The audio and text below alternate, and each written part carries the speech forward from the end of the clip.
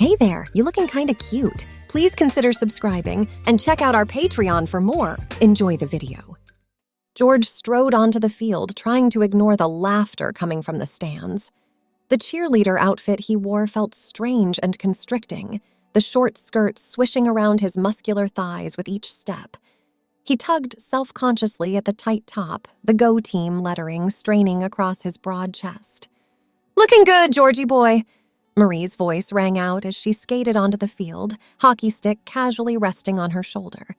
Her teammates flanked her, smirking at the football player's unusual attire. George felt his face flush red under the makeup one of his teammates had haphazardly applied. "Let's just get this over with," he muttered. Marie grinned, her eyes boldly raking over his body. "What's the matter? I think you make an adorable cheerleader." George gritted his teeth, resisting the urge to snap back. Marie was trying to get under his skin, but he refused to give her the satisfaction. The referee called the captains to the center of the field for the coin toss. George tried to appear confident as he shook Marie's hand, but his towering height was diminished by the precarious stilettos on his feet. "Ready to get your pom-poms shaking," Marie said with a smirk. "You wish," George shot back. "My team's got this in the bag." "We'll see about that." Marie's eyes glinted with anticipation. The coin flipped through the air, landing in the referee's hand. "Visitor's call," he announced. "Heads," Marie called out. The referee nodded, confirming her choice. Marie gave George a dazzling smile. "Looks like you ladies will be kicking off. Don't worry, we'll go easy on you." She laughed as she jogged back to her waiting teammates. George returned to his huddle, ignoring the discomfort of the restrictive uniform. "All right, guys, I know this is weird, but we gotta focus," he said, hands on his hips. "Stick to the plays we know. Tight coverage, no mistakes. We can beat these girls, costumes or not. Hands in." The team stacked their hands together, shouting, "Go football!" before breaking apart. As they took their positions on the field, the cheerleaders in the stands led a rousing cheer. George took a deep breath, willing his nerves to settle. He had to lead his team to victory, no matter how ridiculous they looked prancing around in miniskirts. The whistle blew, and George's kicker awkwardly booted the ball down the field. The hockey team easily gained possession, advancing toward the end zone at an alarming pace. George sprinted after them, silently cursing the stilettos that made him slower than usual. A hockey player blew past him, and he lunged, managing to trip her up before she could score. "Nice tackle," one of his teammates called out.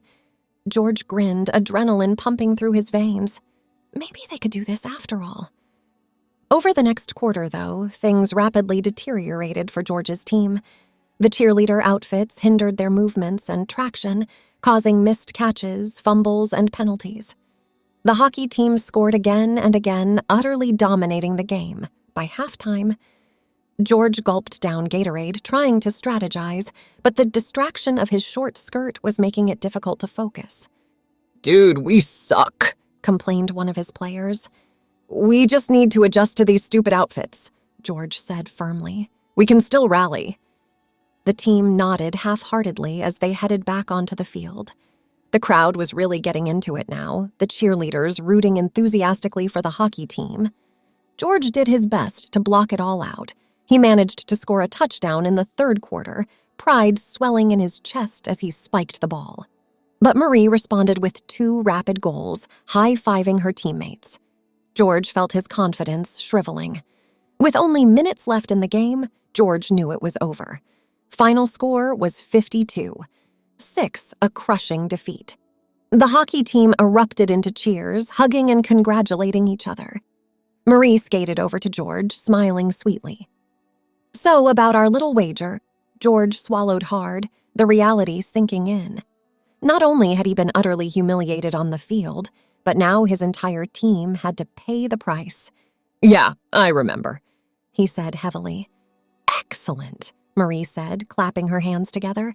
"I'll have the cheerleading uniforms delivered to the field house tomorrow. Make sure the team is there bright and early for practice. You all have a big game to cheer at on Friday." George closed his eyes. Crowd was still laughing and pointing at their cheerleader outfits. The football team trudged dejectedly to the locker room, their heads hung low after the crushing defeat. Gone was the swagger and bravado that usually accompanied the hulking athletes. Instead, their shoulders slumped forward, devoid of any pride or confidence. As they entered the locker room, Marie and a few of her teammates followed closely behind, carrying with them boxes filled with the cheerleader outfits that would now become the football team's mandatory attire. "All right, ladies, time to get changed," Marie announced gleefully as the hockey players began distributing the skimpy skirts and tops. The football players stared at the outfits with dread. The short, pleated skirts and midriff-bearing tops were a far cry from their usual baggy jerseys and pants. "Do we really have to wear this stuff?" George asked indignantly, holding up a skirt that looked like it would barely cover his backside. "You all agreed to the terms and conditions of our little wager," Marie replied matter-of-factly. "Now it's time to pay up." The football players exchanged uneasy glances. They knew there was no getting out of this, no matter how humiliating it would be. Reluctantly, they began to strip out of their dirty uniforms and change into the cheerleader outfits. Jared grimaced as he pulled the sheer nylons up his hairy legs. They felt constricting and unnatural. He turned to look at himself in the mirror and cringed at the sight. The short pleated skirt did little to hide his bulky frame and muscular thighs. He felt utterly ridiculous. His teammate Barry wasn't faring much better. With his burly build, the crop top looked obscene, barely containing his chest. He tugged uncomfortably at the hem, trying to get it to cover more skin. "These shoes are killing me," Dale complained, clomping awkwardly in a pair of white go-go boots. "How are we supposed to walk in these things, let alone cheer?" Marie let out an exaggerated sigh. "Come on, ladies, let's get moving. We've got a long semester ahead of us. Time to put those outfits into action." The football players filed reluctantly out of the locker room, wobbling unsteadily in their stiletto heels. Each awkward step was punctuated by a chorus of complaints and groans. Out on the field, a crowd had gathered to witness the humiliating sight. As the cheerleader-clad football team emerged, laughter erupted from the spectators. The team hung their heads in shame, their faces burning bright red beneath their makeup. "Give me an L!" Marie shouted. "L!" the football players mumbled without enthusiasm. "I can't hear you!" Marie scolded. "Louder!" The football players begrudgingly began performing the cheer routines they had learned during practice. Only now it was in front of a huge crowd, all of whom were pointing and jeering at the ridiculous sight. Barry lost his balance as he attempted a high kick, his heel catching on the grass. He tumbled forward, landing flat on his face with his skirt flying up to reveal his jockstrap underneath. The crowd erupted into raucous laughter. Jared felt like he was going to die from embarrassment as he did dance moves that accentuated his hairy, muscular legs and big rear end.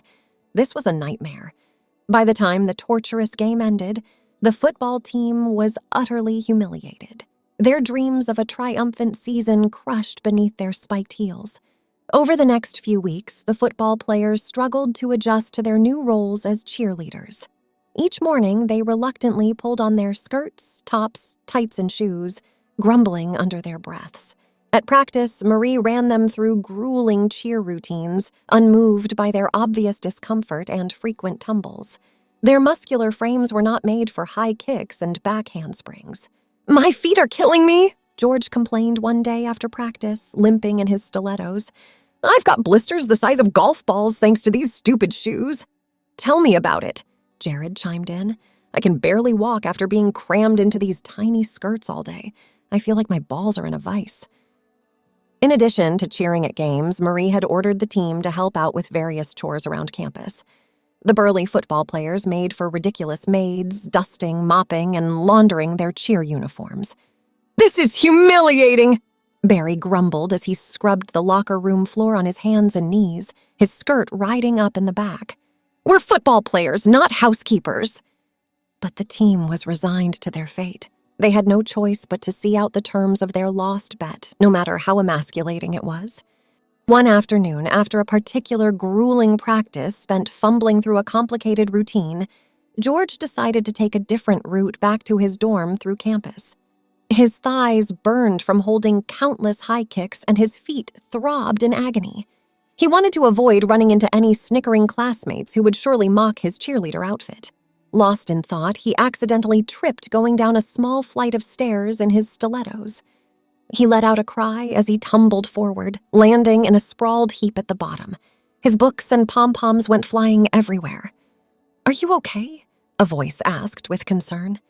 George looked up, face burning with embarrassment. A tall, muscular guy from the rugby team stood over him, offering his hand. George recognized him as their captain, Bob. "Yeah, I'm fine," George stammered, ignoring Bob's outstretched hand and struggling awkwardly to his feet. "These shoes aren't exactly made for walking." Bob gave him an understanding smile. "I can only imagine. That was quite a tumble. What's your name? I don't think we've met." "Oh, it's, Millie," George mumbled, mortified to be introducing himself with his cheerleader alter ego. "Millie, that's cute," Bob grinned. "Well, Millie, how about I make it up to you by taking you out for a coffee? My treat." George hesitated, every fiber of his being screaming no. He didn't want to spend any more time dressed like this than necessary, let alone on what amounted to a date. But there was something disarming about Bob's friendly smile, and he found himself unable to refuse. "Sure, that would be nice," George said, attempting an awkward smile. "I could use a pick-me-up after the day I've had." "Great," Bob replied enthusiastically. "There's a cafe just off campus that has the best scones. Let's go." George took a deep breath and fell into step beside Bob, trying to ignore the looks and giggles his outfit attracted as they made their way to the cafe. This was not exactly his idea of a fun afternoon, but he tried to make the best of it. At the cafe, George found himself actually enjoying chatting with Bob. He was easygoing and funny, with a lively passion for rugby. For a short while, George could almost forget he was wearing a tiny cheerleading uniform. "We should do this again sometime," Bob said warmly as they left the cafe. "Maybe I could take you to dinner."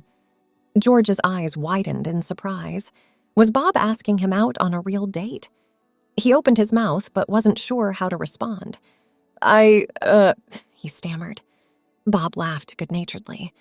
"No pressure, but if you'd like to grab dinner sometime, as Millie or whoever else, I'd love to." He gave George a playful wink. George smiled back, feeling his cheeks flush. "Yeah, I'd like that," he replied shyly. They exchanged numbers, and George's smile didn't fade the entire walk back to his dorm. Maybe being Millie wasn't so bad after all. Millie sat nervously in the campus cafe, fiddling with the pleats of her cheerleading skirt. She had spent an hour getting ready for her date with Bob, the rugby team captain, carefully applying makeup and styling her wig. Though initially hesitant, a part of Millie was excited to embrace her new feminine identity. "Hey, Millie!" Bob's voice made her jump. He smiled warmly as he sat down across from her. "You look great." Millie blushed, tugging self-consciously at her short skirt. "Thanks. This whole cheerleader thing is still new to me." "Well, you wear it beautifully," Bob said. Millie's heart fluttered at the compliment. The two chatted casually as they sipped their drinks. Millie was surprised at how easy it was to talk to Bob. She found herself getting lost in his warm brown eyes and laughing freely at his jokes. A wave of guilt washed over her as she realized she was developing feelings for Bob. But why should she feel guilty? George was gone. She was Millie now. After the cafe, Bob invited Millie back to his dorm. "You know, Millie, I've had my eye on you for a while," Bob said, sitting close beside her. "I know this whole cheerleader thing is just supposed to be temporary, but I like this side of you." Millie's pulse quickened as Bob gently cupped her face in his hands. She knew she should pull away, but instead she let him draw her into a soft, tender kiss. Millie sighed against his mouth, losing herself in the kiss. Over the next few weeks, Millie and Bob's romance blossomed. They spent every free moment together, stealing kisses between classes and cuddling late into the night. Millie felt happier than she had in a long time. Her teammates began to notice a change in her, too. "Millie's got a glow about her lately," Ricky said as they practiced their routines. I know, she seems so confident and radiant, Nikki replied. This whole experience has been really empowering for her. Meanwhile, the rest of the football team continued to struggle with their new roles as cheerleaders. Their skirts felt shorter, their makeup thicker, and their shoes pinchier with each passing day. Spectators pointed and snickered as they performed their routines, their masculinity stripped away with each high kick and cheer. After a humiliating loss, the team trudged back to the locker room, their spirits crushed. I can't take this anymore, Tony said, collapsing onto a bench. I just want to be myself again. Several teammates murmured in agreement. Millie stayed silent, conflicted emotions swirling inside her. That night, Millie confided in Bob about her team's suffering. I just feel so bad for them, she said, her eyes downcast. But also, I'm finally starting to feel comfortable as Millie. I don't want to lose that. Bob wrapped his arms around her reassuringly.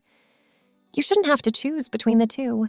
Your team will get through this, and you deserve to embrace who you really are.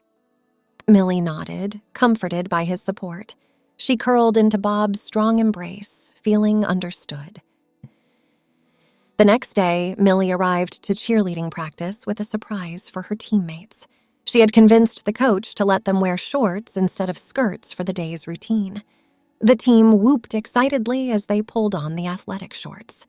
Bless you, Millie, Tony said. I can breathe again. Millie smiled, happy to lift their spirits even just temporarily. As the semester progressed, Ricky and Nikki leaned further into their feminine transformations. They spent hours playing with makeup and accessories, learning how to walk gracefully in heels. I never realized how powerful it feels to express this side of myself, Ricky confessed to Millie one day after practice. Me too, Nikki chimed in. I'm actually going to keep wearing makeup after this. It makes me feel beautiful. Millie's heart swelled with pride for her brave teammates. Though the circumstances were less than ideal, this experience had brought out a new dimension of themselves. Finally, the end of the semester arrived, and the football team's tenure as cheerleaders came to a close. They joyfully burned their skirts and wigs, celebrating their return to normal life. Well, almost normal. Ricky and Nikki continued subtly embracing their femininity through light makeup and styled hair. Millie, too, maintained her new identity, feeling more complete as her true self. As for her romance with Bob, Millie decided to keep seeing him, despite the potential for scrutiny and gossip. He made her feel accepted as she was. That was all that mattered. Hand in hand, Millie and Bob strolled across campus, her cheerleading uniform replaced with jeans and a flowery blouse. This experience had taught her so much about inner strength, empathy, and living authentically. She was excited to see what new lessons life would bring. Thanks for watching. Be sure to check out Patreon for a lot more content and early access to YouTube videos.